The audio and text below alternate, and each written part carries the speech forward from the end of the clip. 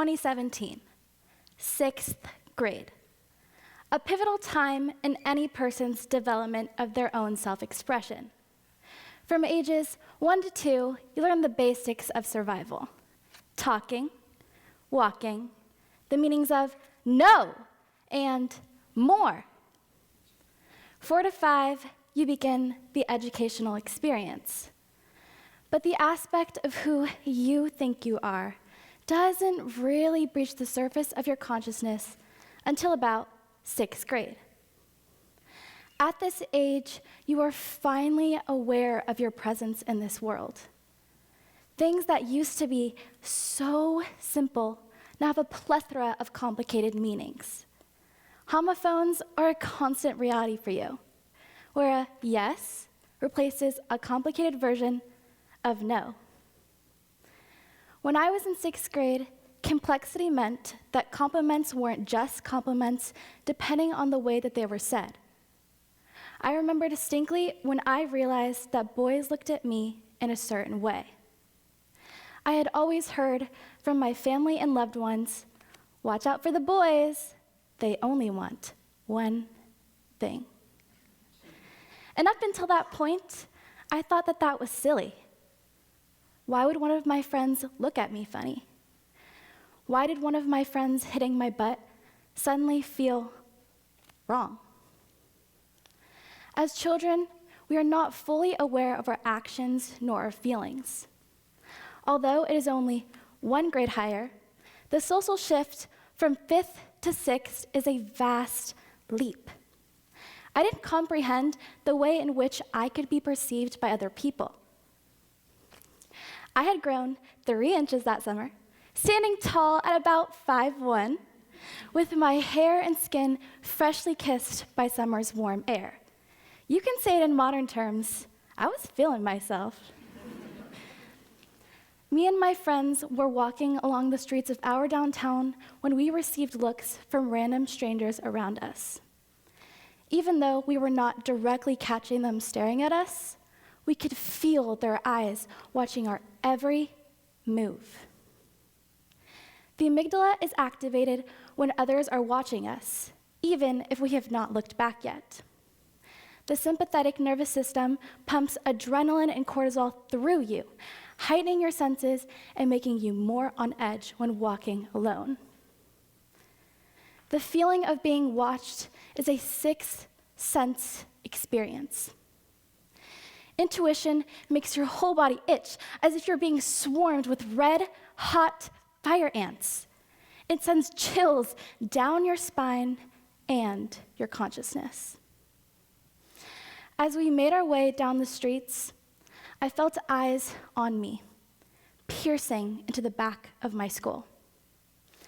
I turned and saw a man with a crooked grin, whose eyes definitely did not display kindness or innocence. I immediately turned back around. Shame overtook me. I didn't say anything to my mom for fear that she wouldn't let me walk around alone with my friends anymore. And frankly, I didn't want to express the shame that I had felt in that moment for fear it would become real. This nameless feeling felt foreign and therefore opened doors to thoughts and anxieties I couldn't quite wrap my head around. In order to eliminate the possibility of being sexualized and objectified, the media often tells us that we must cater ourselves to the public to stop this from happening. The thoughts that first swirled through my mind were, this is just what women are forced to endure. This is what being a woman is. Now, we must learn to shape our femininity and our presence in this world to cater to others. I couldn't bear handling the weight of this theory on my own, leading me to finally open up to my mom about the way that I was feeling. She explained to me that I cannot change my body, that it is a vessel which carries my beating heart and soul, that it makes me physically who I am, but it is not everything. And the most important parts about me had nothing to do with how long my hair was, the shape I had begun to grow, and the features of my face. But what happens when that reminder disappears? What happens when you don't have someone who completely understands? Someone with knowledge that is available to you when it counts. Fast forward to 2019. My mom passed away to stage 4 sarcoma cancer when I was just 13 years old. In her absence left a gap, seemingly the size of the universe. I felt as if a giant wave was crashing down onto me, and my ideas of what it meant to be a woman and embrace my femininity swept away with it. At 13, I felt as if I had to fill the shoes my mom left behind in the house. And living with 2 boys who tried to understand, I felt alone, because understandably, they never could. My readily available supply of knowledge for how to be myself and how to feel comfortable within my identity as a woman was limited. What my female family and friends tried to do, I will forever be grateful for. But there are holes that can never be filled and aren't meant to be.